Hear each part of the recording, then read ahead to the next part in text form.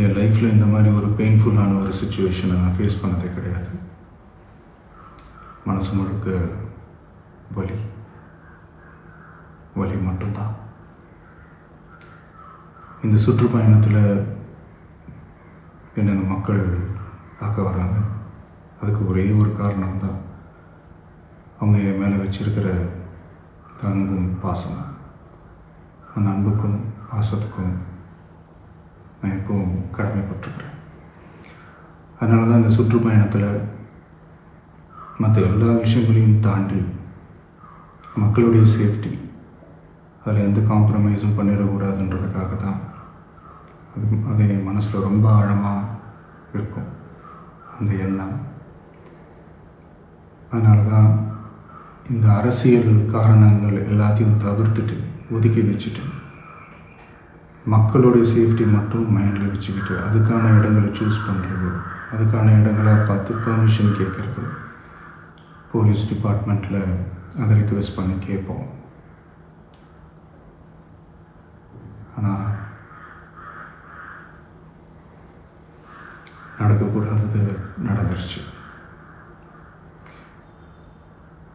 ஆனால் மனுஷன் தானே, அந்த நேரத்தில் அத்தனை பேர் பாதிக்கப்பட்டு இருக்கும்போது எப்படி அந்த ஊரை விட்டுட்டு என்னால் கிளம்பி வர முடியும்? நான் திரும்ப அங்கே போகணும்னு இருந்துச்சுன்னா அதை ஒரு காரணம் காட்டி அங்கே வேறு சில பதட்டமான சுச்சுவேஷன்ஸ், வேறு சில சம்பாவிதங்கள், அந்த மாதிரி எதுவும் நடந்துடக்கூடாதுன்றதுக்காக தான் நான் அவாய்ட் பண்ணேன்.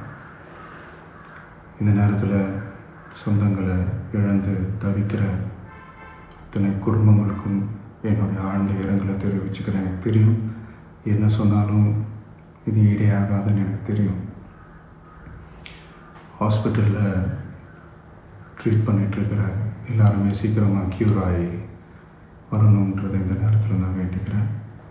கூடிய சீக்கிரமே உங்கள் எல்லாரையும் நான் சந்திக்கிறேன். இந்த நேரத்தில் எங்களுடைய வலிகளை, எங்களுடைய நிலைமையை புரிஞ்சுக்கிட்டு எங்களுக்காக பேசின அரசியல் கட்சிகளை சார்ந்த நண்பர்கள், தலைவர்கள் அனைவருக்கும் என்னுடைய நன்றியை தெரிவிச்சுக்கிறேன். கிட்டத்தட்ட ஒரு 5 மாவட்டத்துக்கு பிரச்சாரத்துக்கு போனோம். இந்த மாதிரி எதுவுமே நடக்கல. ஆனால் கரூரில் மட்டும் ஏன் எப்படி நடக்குது, எப்படி நடக்குது? மக்களுக்கு எல்லா உண்மையும் தெரியும். மக்கள் எல்லாத்தையும் பார்த்துக்கிட்டு இருக்கிறாங்க.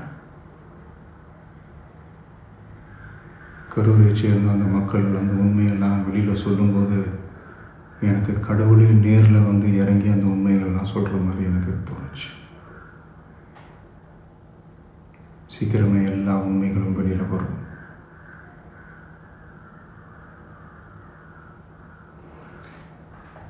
எங்களுக்கு தரப்பட்ட இடத்துல நாங்கள் போய் அந்த ஸ்பாட்டில் நின்று நாங்கள் பேசிட்டு வந்தோம். அதை தாண்டி எந்த தவறும் எங்கள் சைடில் நாங்கள் எதுவுமே செய்யலை. பட் இருந்தாலும் எங்கள் கட்சியை சேர்ந்த நிர்வாகிகள், தோழர்கள் மேலே எஃப்ஐஆர், அது மட்டும் இல்லை சோஷியல் மீடியாவை சேர்ந்த நண்பர்கள், தோழர்கள், அவங்க மேலே எஃப்ஐஆர்லாம் போட்டு இப்போ பிடிச்சிக்கிட்டு இருக்கிறாங்க.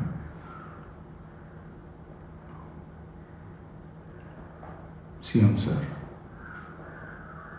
உங்களுக்கு ஏதாவது இந்த பழி வாங்கணும் அப்படின்ற எண்ணம் ஏதாவது இருந்துச்சுன்னா என்ன வேணாலும் பண்ணுங்க.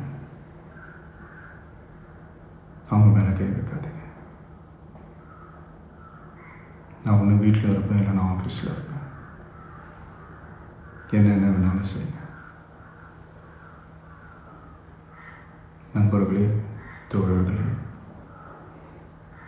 நம்மளுடைய அரசியல் பயணம் இன்னும் ஸ்ட்ராங்காக, இன்னும் தைரியத்தோடு கண்டினியூ ஆகும்.